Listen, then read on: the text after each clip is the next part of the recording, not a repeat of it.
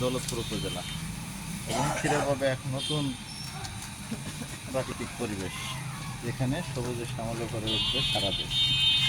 তারই ধারাবাহিকতায় আজকে এই যে মসজিদের পাশে তরুণ যুবক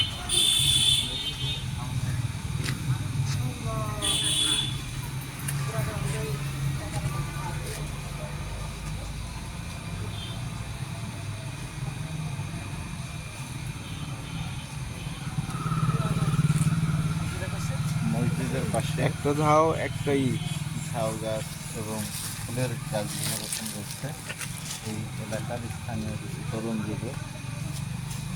যারা মসজিদ, মাদ্রাসা, গোরস্থানে গাছ লাগাতে চান, ডক্টর মুসা কবিরের সার্বিক সহযোগিতা এবং সম্পূর্ণ সহযোগিতায় আমরা পৌঁছে দিতে চাই ফুল, ফল, বিভিন্ন ধরনের চারা গাছ আপনারা আমাদের জানাতে পারেন। সবাই ভালো থাকবেন।